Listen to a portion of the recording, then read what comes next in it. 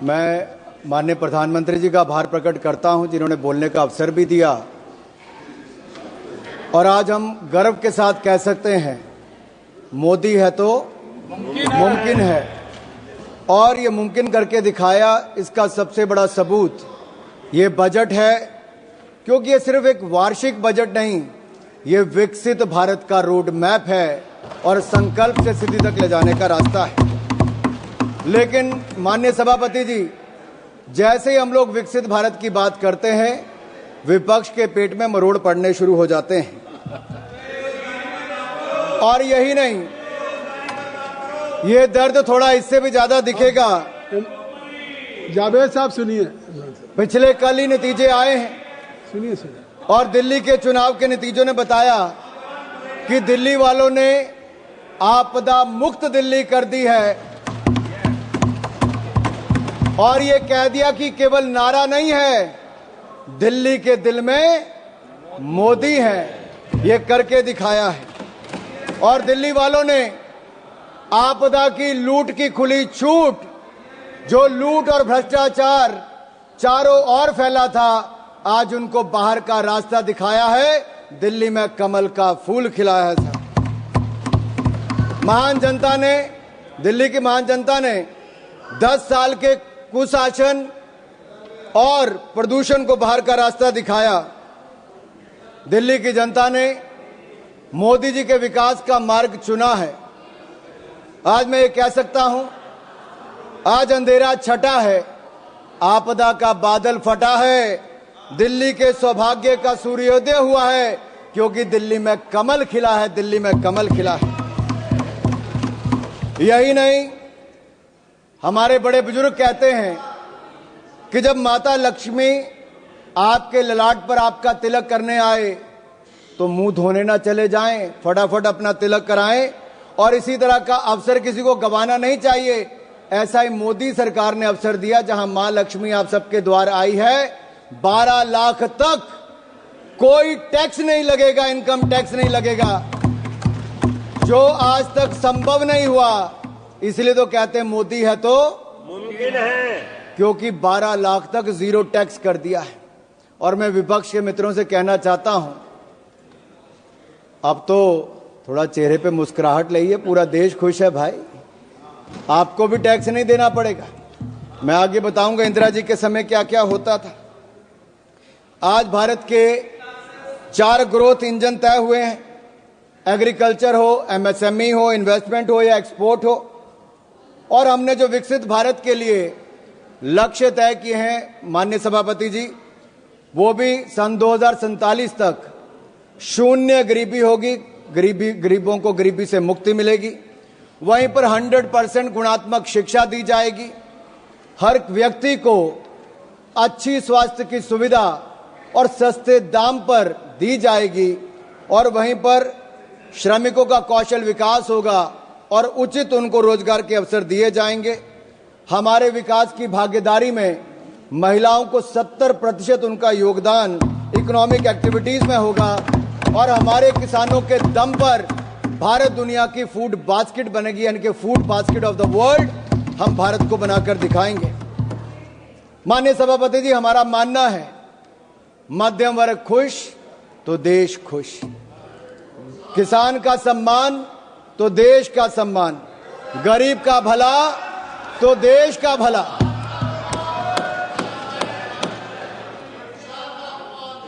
सुनना ही नहीं चाहते सर। सभापति जी, अगर मैंने देश के सम्मान की बात की, गरीब के कल्याण की बात की, मध्यम वर्ग के खुशी की बात की, तो इनको दर्द क्यों हुआ है?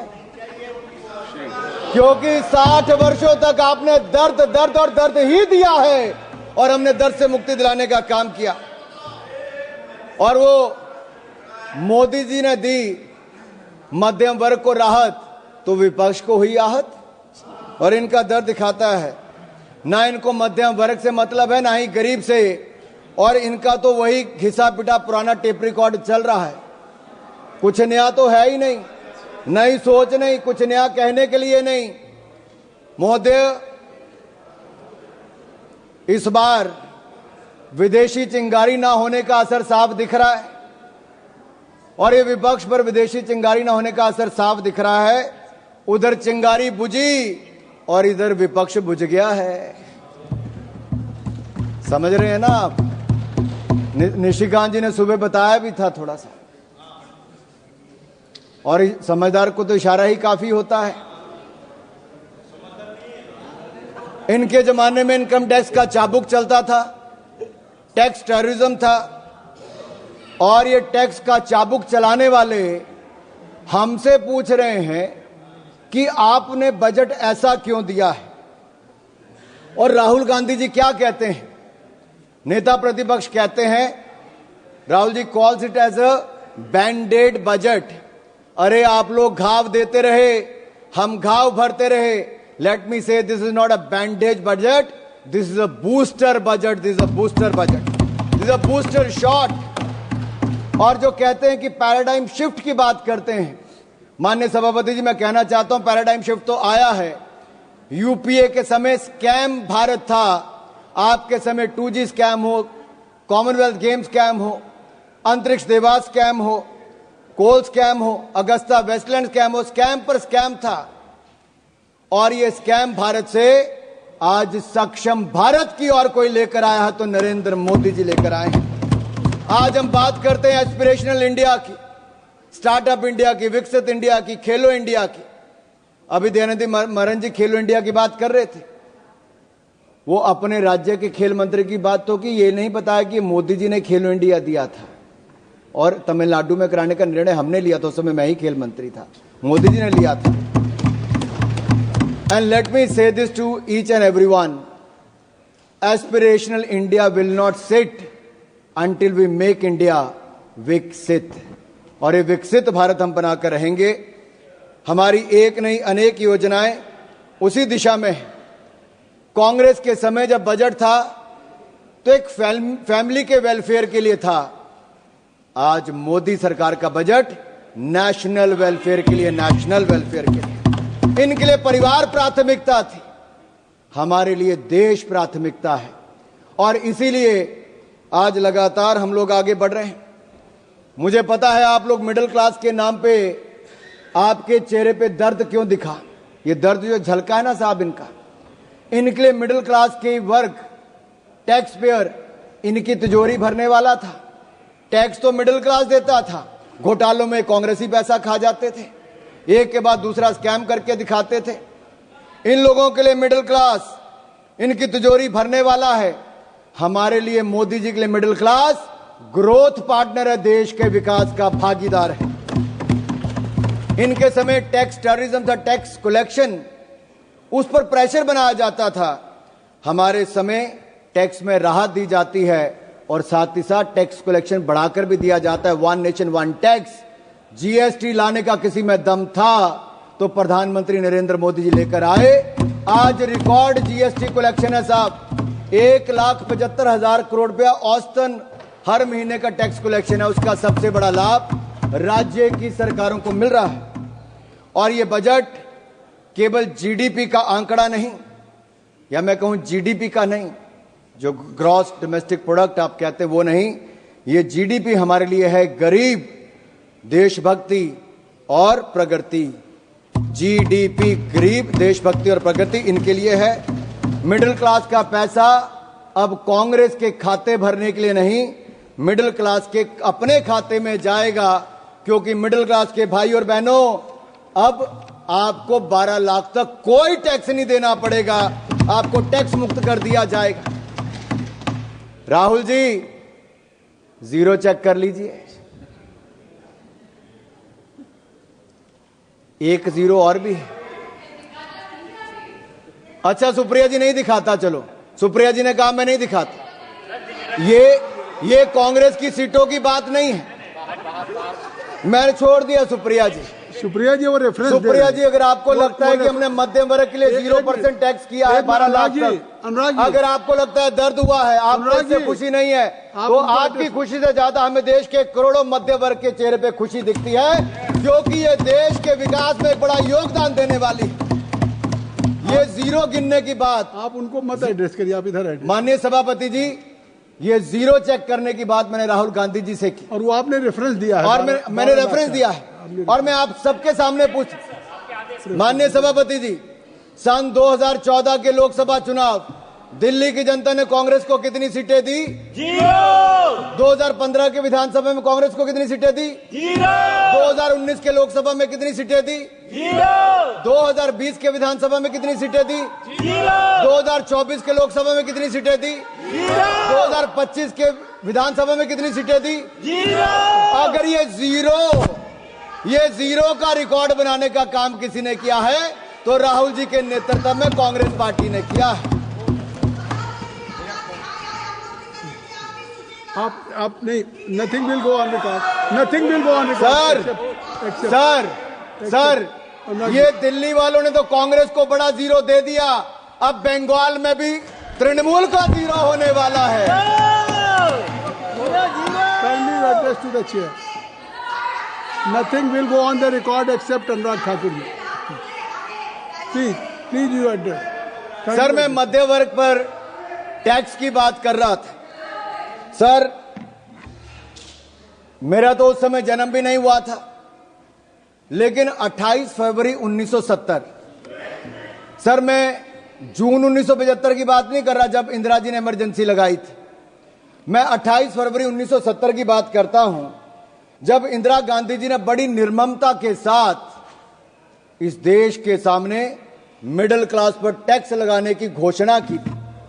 और मैं एक टेप लाया हूं, मैं सुना दूं आपके सामने, इंदिरा जी का भाषण सुनाऊं थोड़ा सा? क्या कहा? नहीं, जमा कर दीजिए, नहीं जमा कर दीजिए, आप जमा कर दीजिए। नहीं, इनमें से बहुत सारे नहीं, आप सर, बात इंदिरा जी ने आप नहीं सर, ये कांग्रेस पार्टी कहां मैं इजाजत दे रहा हूं, तो आप बढ़िए। सर, कांग्रेस चाहती है कि इंदिरा जी की टेप ना चले, नियम कहता है कि ना चले, लेकिन मैं आंकड़ा जरूर बताना चाहता हूं कि कैसे इंदिरा जी ने एक और तो इमरजेंसी लगाकर काला अध्याय दिया, लेकिन दूसरा 28 फरवरी 1970 को सरकार के टैक्स स्ट्रक्चर को देख लीजिए, जहां पर कमाई करने वाले जिनको दिन रात मेहनत करते थे उनको डायरेक्ट टैक्स 97.5% लगा दिया गया था, 97.5% टैक्स लगा दिया था। और सर, मैं सुप्रिया जी से पूछना चाहता हूं, मनीष तिवारी जी और अन्य विपक्ष के नेताओं से पूछना चाहता हूं, उस समय का 97.5% टैक्स ठीक था या आज नरेंद्र मोदी जी की सरकार में जीरो टैक्स ठीक है? जीरो। उस समय 5000 के बाद इतना टैक्स लग जाता था।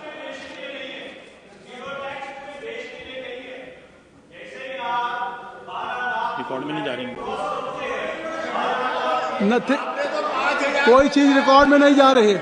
Nothing will go on record except Anurag Thakur ji speech. Please आप कहिए। माननीय सभापति जी, आप उधर क्यों देखते हैं? माननीय सभापति, आप इधर देखिए। मैं आपको ही कह रहा हूं माननीय सभापति जी, ये मनीष जी का दर्द बहुत झलका, 10,000 नोट था जिसके पास।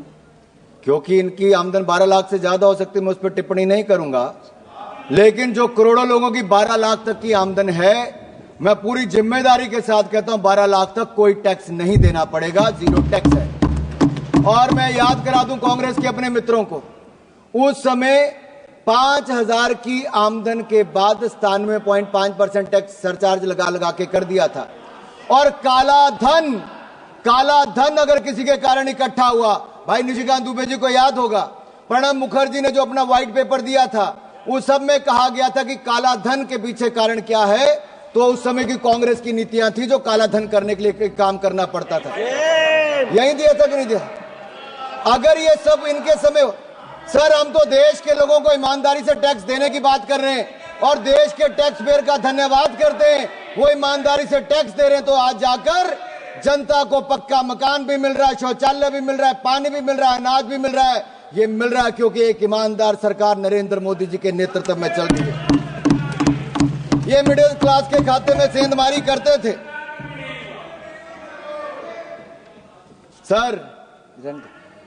सर लीडर ऑफ ऑपोजिशन है नहीं, शायद वो आलोपित हो गए हैं, मैं इस पे नहीं कहूंगा। सर वो बार बार सर बैठे बैठे मत टिप्पणी करिए जावेद साहब।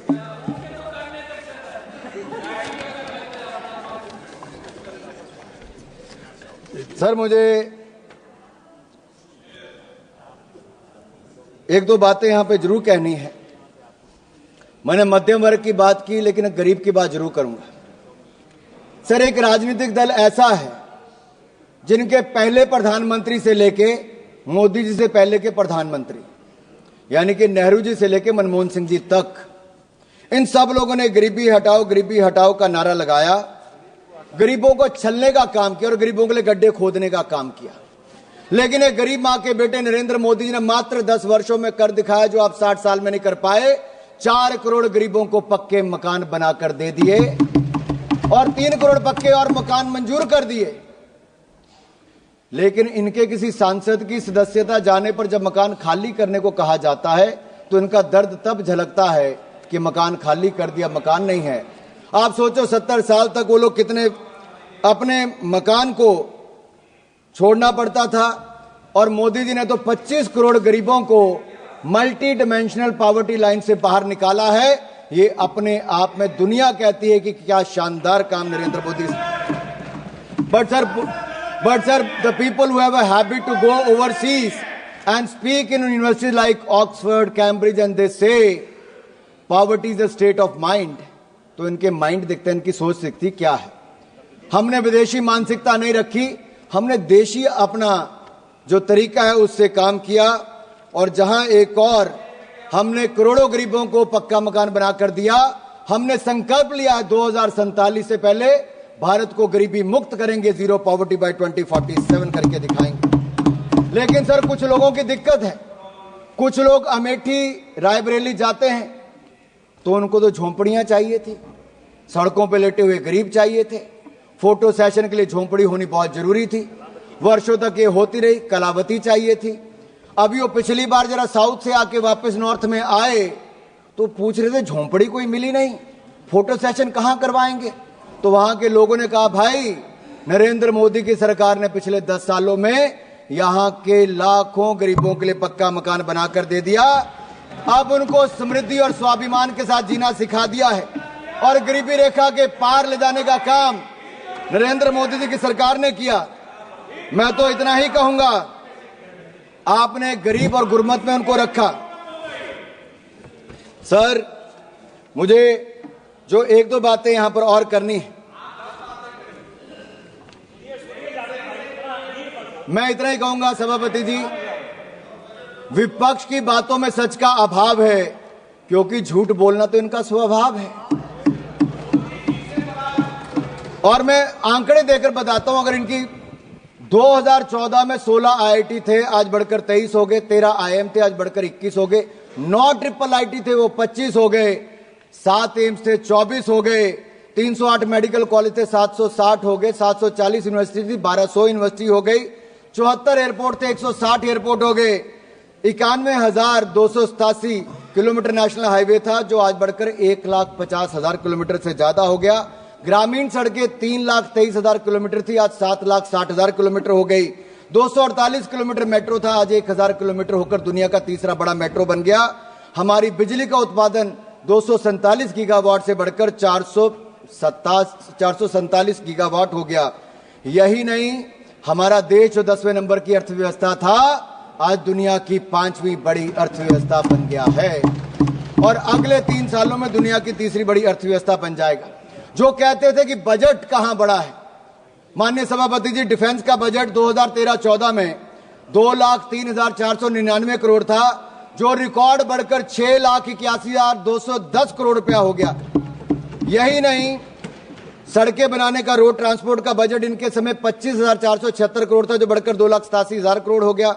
रेलवे 27,000 करोड़ से बढ़कर 2,55,000 करोड़ कर दिया। होम अफेयर्स 53,371 करोड़ से बढ़कर 2,33,211 करोड़ हो गया। और यही नहीं, एग्रीकल्चर 17,395 करोड़ से बढ़कर किसानों के लिए 1,37,757 करोड़ हो गया। शिक्षा का बजट भी 71,000 करोड़ से बढ़ाकर 1,28,000 करोड़ से ज्यादा हो गया। और अच्छे स्वास्थ्य की सुविधाएं 27,000 करोड़ से बढ़ाकर आज लगभग 99,900 करोड़ हो गया। अनुप्रिया जी यहां पर बैठी हैं, MOS हेल्थ।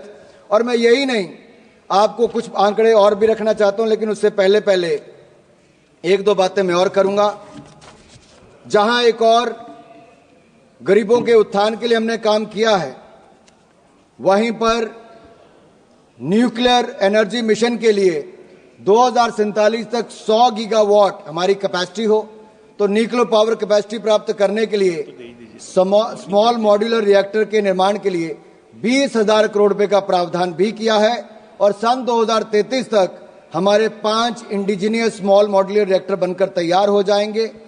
यही नहीं सर, विपक्ष के कुछ नेताओं ने और विशेष तौर पर राहुल गांधी जी ने कहा कि उनको कुछ दिखता नहीं है। सर, ना उनको युवा दिखते हैं, ना युवाओं की उद्यमिता दिखती है।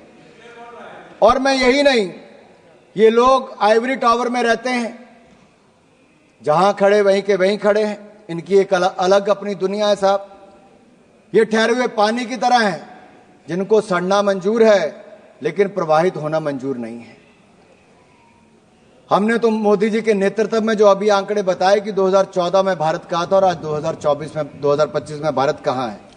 यही नहीं, हमारे युवाओं के पास नए आइडियाज हैं, इनोवेशन है, रेजोल्यूशन है, सॉल्यूशन है। लेकिन मैं एक सवाल इनसे पूछता हूं, 2014 से पहले स्टार्टअप कहां था? मोदी जी को युवाओं पर विश्वास था तो स्टार्टअप इंडिया लेकर आए। आज जितने कांग्रेस के सांसदों की आंकड़ा नहीं है ना, उससे ज्यादा भारत के यूनिकॉर्न का आंकड़ा 117 यूनिकॉर्न आज भारत में है। लेकिन कांग्रेस तो एक ही को स्टार्टअप करने में लगी रही। साहब, कितनी बार लॉन्च किया, ऐसा स्टार्टअप था कि वो पास ही नहीं हो पाया, बार बार फेल हो गया। और यही नहीं, अब तो हमारा प्रयास है, जहां एक और 1.5 लाख से ज्यादा स्टार्टअप्स बन गई। फर्स्ट टाइम एंटरप्रेन्योर्स की कैटेगरी के लिए जहां 5 लाख महिलाओं को, SC ST को अब 2 करोड़ रुपए तक का टर्म लोन देने का काम मोदी सरकार करेगी। एक बहुत बड़ा कदम। इससे पहले मुद्रा योजना हो, स्वनिधि हो या emergency credit line guarantee scheme हो, इन सबके माध्यम से बैंकों ने शानदार काम किया। लेकिन यूपीए के समय पॉलिसी पैरालिसिस तो थी, साथ में फोन बैंकिंग भी थी। क्योंकि मनीष जी ने अभी कहा कि पॉलिसी पैरालिसिस इनके समय था, फोन बैंकिंग भी थी। 12 में से 11 बैंक घाटे में थे, पीसीए फ्रेमवर्क में थे। हम 4R लेकर आए और हमने बैंकों को सुधार किया। आज 12 के 12 बैंक मुनाफे में हैं। अकेला SBI 66,000 करोड़ रुपए का मुनाफा कमा रहा सर, 66,000 करोड़ का। यही नहीं सर, अगर आप देखिए, हम सर, मुझे 4-5 मिनट में खत्म कर दूंगा sir. If today we have to say, we can say Congress is anti business, anti entrepreneur and anti youth party. Sir, मैं एक आपके माध्यम से देश समाज के सामने, संसद सदन के सामने एक बात रखना चाहता हूं। AI की बात की गई। क्या AI केवल आर्टिफिशियल इंटेलिजेंस की बात है? मोदी ने कहा हम तो एस्पिरेशनल इंडिया को आर्टिफिशियल इंटेलिजेंस के साथ जोड़कर देख रहे हैं। लेकिन AI एक एंटी इंडिया सोच के लिए भी है। सर, वो लोग जो सेंसेक्स के गिरने पर सेलिब्रेट करते हैं, झूमते हैं, जो फाइनेंशियल इंस्टीट्यूशन को डैमेज करने के लिए लगातार प्रयासरत रहते हैं, जो भारत के नुकसान करने की बार बार कोशिशें करते हैं, जो भारत को बदनाम करने का प्रयास करते हैं, क्या आपको लगता है देश के लोग कभी उनके साथ खड़े होंगे? ये AI जो है ना, एंटी इंडिया वाले, इनके साथ कभी कोई खड़ा नहीं होगा। और सर, एक गठबंधन भी बड़ा था। वो कहते हैं ना, 7 फेरे भी लेने हो तो सत्यता, समर्पण और प्रेम ना हो तो वो 7 जन्म का साथ भी नहीं चलता, 7 महीने भी नहीं चलता। और यही इंडी गठबंधन के साथ वो आज तार होता नजर आ रहा है। आज छोटे छोटे दल भी कांग्रेस को कहते हैं कि इनका नेतृत्व हमें नहीं चाहिए। यही नहीं सर, लीडर ऑफ ऑपोजिशन के लिए, नेता प्रतिपक्ष के लिए मैंने पहले भी कहा था कि नेता प्रतिपक्ष का पद जिम्मेदारी और ईमानदारी का है। लेकिन इनसे जिम्मेदारी और ईमानदारी की उम्मीद करना वैसा ही है जैसे किसी बिल्ली को दूध की रखवाली करने के लिए बोल दो सर। और यही नहीं सर, हमने सेमीकंडक्टर को लेकर आए, बड़ी बड़ी हजारों करोड़ की इन्वेस्टमेंट आई। एस्पिरेशनल इंडिया को, आर्टिफिशियल इंटेलिजेंस को भी आगे लेकर आएंगे। सर, मैं 2 मिनट में बस खत्म कर रहा हूं। आर्टिफिशियल इंटेलिजेंस का इस्तेमाल मोदी जी भारत के सशक्तिकरण के लिए करना चाहते हैं, लेकिन विपक्ष के एक नेता इसको विभक्तिकरण के लिए करना चाहते, क्योंकि वो AI का उपयोग कास्ट सेंसस के लिए करना चाहते हैं, जो आज भी जात पात से बाहर ना आना चाहते हो। अभी एक सांसद ने भाषण दिया, उन्होंने केवल एक क्षेत्र की बात करके छोड़ दी। सर, आज भी क्षेत्रवाद जातवाद के नाम पर अगर विपक्ष देश को बांटने का प्रयास करेगा, और कांग्रेस के एक सांसद ने पिछले सत्र में भी, पिछले जो हमारा सदन था उसमें भी कहा था कि दक्षिण भारत के लिए कर दीजिए, वहां की जनता ने भी उसको वापस चुनकर नहीं भेजा, क्योंकि देश एक रहना जानता है और मोदी जी के नेतृत्व में एक रह के आगे बढ़ना चाहता है। मैं राहुल गांधी जी ने कहा कि देश के फिस्कल डेफिसिट की बात की। मैं ये कहूंगा राहुल जी, आप फिस्कल डेफिसिट से ज्यादा अपने पॉलिटिकल डेफिसिट की चिंता कीजिए। फिस्कल डेफिसिट की चिंता मोदी जी कर लेंगे, दूसरे का मुझे पता नहीं। और यही नहीं सर, आज जो दिल्ली में केजरीवाल जी के साथ राहुल जी इल्लू इल्लू कर रहे थे ना, वो 70 में से 67 सीटों पर उनकी जमानत जब्त हो गई, खाता खुल नहीं पाया। और मैंने पहले भी कहा था, डबल डेटिंग करने वालों का हाल वो आज यहां पे नजर आ गया है। और राहुल गांधी जी के आइडियाज और विपक्ष के आइडिया को विपक्ष ने कृपया समाप्त, देश ने माना नहीं। सर, ये आखिरी 2 लाइनें कह के मैं खत्म कर रहा हूं सर, क्योंकि सर मैं इतना ही कहूंगा, उन्होंने आंकड़े दिए हैं ना, आज देश और दुनिया में सर एक बहुत बड़ा आयोजन चल रहा है, वो है दिव्य और भव्य महाकुंभ का। भक्ति, अध्यात्म और सामाजिक समरसता से ओत प्रोत भारत का दर्शन करने का इससे अवसर मिलता है। सर, मुझे भी परसों जाने का अवसर मिला, मैंने भी कुंभ में स्नान किया। मैं इस अलौकिक आनंद का वर्णन नहीं कर सकता। वैसे वहां के माहौल के बारे में एक बात जरूर मैं कर सकता हूं कि जात पात पूछे नहीं कोई, हरि को भजे सो हरि के होई। धन्यवाद। कहने के लिए सर, प्रयागराज में कुछ लोग कहते हैं कि उनके पुरखों ने, जैसे मान लीजिए जवाहरलाल नेहरू जी ने कुंभ में स्नान किया था, लेकिन आज की पीढ़ी जाने के लिए तैयार नहीं है। हालांकि जाते तो अवसर मिल जाता, स्नान करने का भी, भारत के दर्शन करने का भी, दादाजी की समाधि पे फूल चढ़ाने का भी। और यही नहीं, हाँ हो सकता है सर अंकल सोरोस और अंकल सैम ने मना किया हो, कृपया समाप्त और फतवा जारी कर दिया हो कि ना कोई रामलला के दर्शन करने जाएगा, ना कोई कुंभ स्नान करने जाएगा। सर, ये वही है जो दिल्ली के चुनाव में जिनके, कृपया समाप्त करें। Sir, don't cut my time sir. कृपया समाप्त करें, कृपया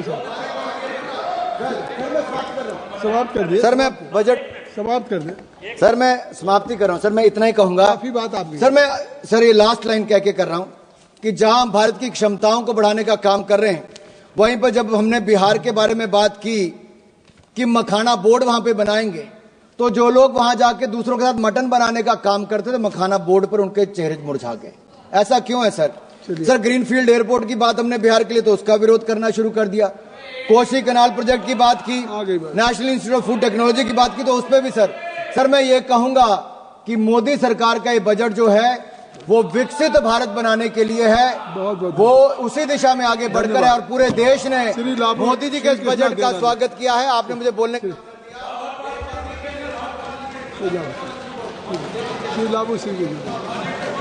sir, thank you sir for allowing me to speak on union budget. Shri Labu Singh, Shri Labu, अब Labu Singh, Let him conclude sir. आपकी लास्ट लाइन तो हो गई कई बार।